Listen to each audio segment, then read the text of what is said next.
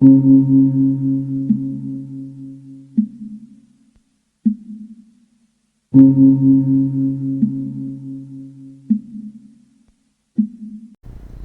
we say rebirth, we often think that there are two extremes. One is dying, where there is darkness and nothing else, and then the other is that there is a part of you that lives on, and your core is kind of immortalized and continues forever. And we think that this core can leave the body and jump into other bodies. As with the middle way school, Buddhism posits that there is a grey area here, and the truth lies in that grey area. When you take something that seems true from the black and something that seems true from the white, and you reconcile those paradoxical oxymorons, then you find real truth. The same is true for rebirth. We don't see it as there is no rebirth, you die and you're gone, and we don't see it as your consciousness, your inner sense of self is immortal and that continues from one body to another. What we say in Buddhism is that the karma that you accumulate in this life retains itself.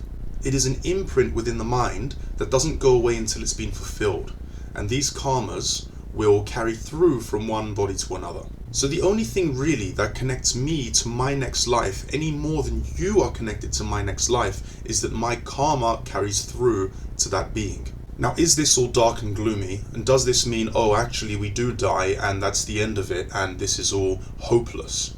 Well, yes and no. We would actually say in Buddhism that the idea of being immortal and carrying through from one body to another, that would be the hopeless reality.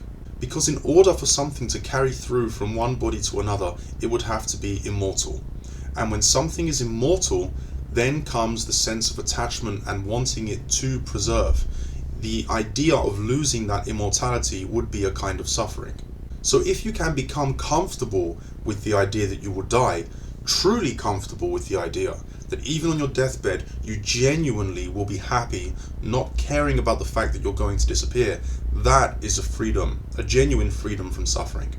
But does this mean we really do see death as a thing where it ends and you're gone?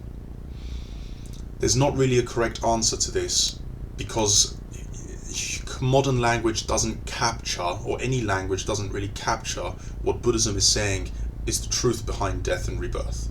And the truth is that in Buddhism we say the me who came through this door is different to the me who's now sat making this video. Meaning, when you go to bed at night and you wake up the next morning, your consciousness has faded and come back. And because that consciousness is pure and doesn't have any qualities of its own, it doesn't retain any emotions, any personality, you can call it the same consciousness or you can call it a different consciousness. Both ways of saying it would be correct in a certain way. To make this simpler, you are a different person to who you are yesterday. You are a different person to who you are 2 seconds ago. But the consciousness is carrying on. And if it goes away and comes back, it feels as though it's the same being. And it's not that you are a different being. It's that there was no being to begin with. You're an ever-changing form. Do you think of yourself as the same person you were yesterday only because you have the memories and personality of being that person? Because if you are, then what happens if I wipe your memories? Are you no longer you? If I took you to, let's say, a torture chamber and I said, I'm going to wipe your memories and you will not remember being the person that you think you are now, and then you will go into the torture chamber, would you be happy with that? Probably not. Because you know some suffering will happen. But if the memory of your past self is gone, then is it really you that goes into the torture chamber? Do you see how this paradox works? In the same way, to say that you are your next life, it's both true and not true at the same time.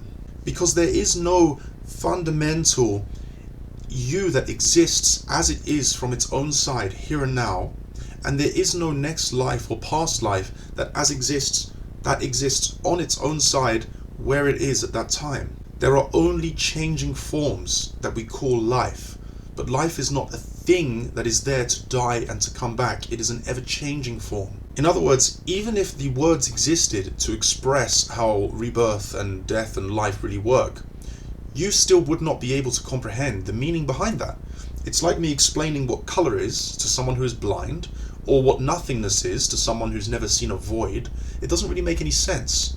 So this idea of will I die, will I not die, the question is flawed from your side. So how do Buddhas and Bodhisattvas and people in states of nirvana become comfortable with the idea of death? Well, it's because when you see things for what they truly are, for being empty and ever-changing, then there is no longer anything to lose. And so the idea of you going away, and if you have accumulated good karma, a better being coming in your place, there's nothing really sad about that.